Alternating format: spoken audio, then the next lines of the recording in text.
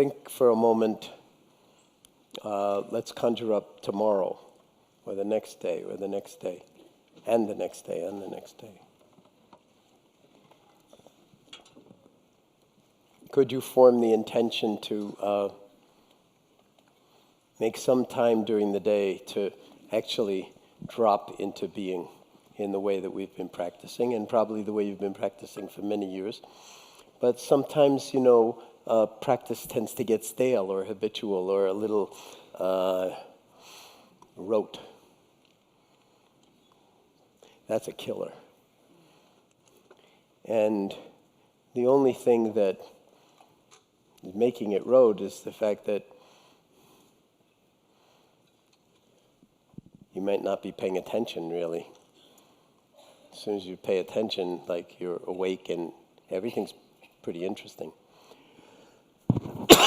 But given how hard this is for us human beings to do, to be mindful throughout the 24 hours of the day, it's really helpful to tune the instrument at the beginning of the day or whenever it works for you in this kind of formal way where you take your seat, whether it's on the floor, whether it's a cushion, but some kind of practice that really invites deep stillness and deep listening, deep attending and deep not knowing.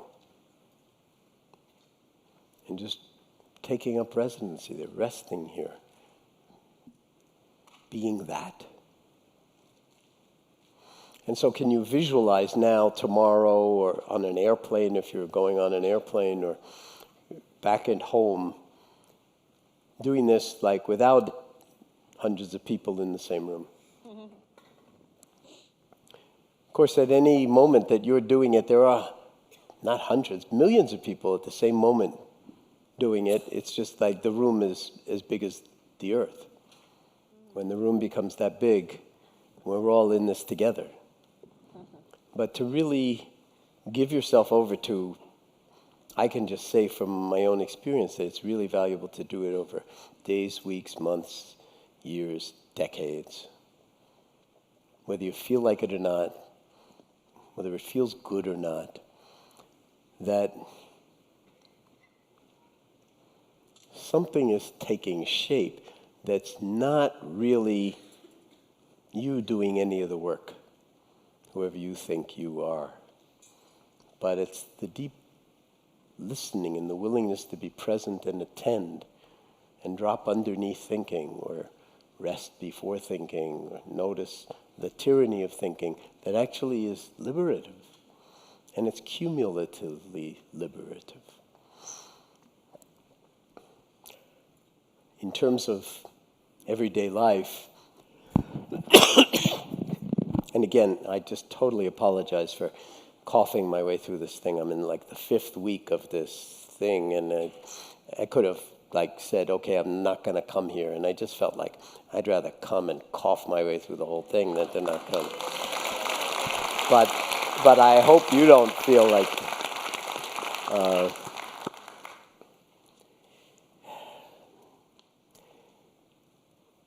Thank you. Yeah, I know, but it's nice to also share it. So here are a few things that might be helpful. First of all, lying down meditations are phenomenal, okay? It doesn't all have to be done sitting. Bed is a phenomenal place to actually practice, okay? Lying down in bed, on your back, in a corpse pose if you care to, but they're perfect opportunities at the beginning of the day and the end of the day, to, especially in the morning when you wake up, check and see if you've woken up. Don't jump out of bed right away, because you might be jumping straight into autopilot. See if you can just take a few moments, a few minutes to just kind of really wake up. Not be driven by anxiety before your feet hit the floor.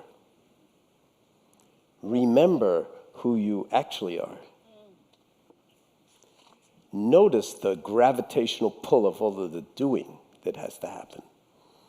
nothing wrong with any of it. I mean, the children have to be fed. They have to get out of the house. You've got to get to work. But are you a prisoner of your life, or are you the author of your life? A lot of that is an attitudinal shift, or just an attitudinal deep recognition, and then the shift happens by itself. So in bed, in the morning, in the evening, don't do it too much in the evening, because the tendency is to fall awake doing lying down meditations. Of course, people fall asleep like nobody's business in the body scan. But the invitation is to fall awake. And if you get too into it, you won't sleep so easily. But a few breaths in and out at the end of the day, just like, reflect. I'm here in my body, and then gone. And then in the morning, just allowing yourself to do that. Play with it. It's like to experiment with it might be really valuable. Then there's sort of notion that, like, what is not meditation? Every single aspect of life is like an opportunity to practice. How will I be in wise relationship to this, to this, to this, to this? And then, as with the Ryoko poem, people are going to have their ideas and opinions, right? And you're going to have your own. So you'll be pointing at yourself, saying, why are you acting like a fool? And, it's interesting to just kind of not take any of that stuff personally. It's just thinking. It's just thinking. And while thinking is absolutely wonderful, most of our thoughts are like really imprisoning. We have very, very few creative thoughts in a lifetime.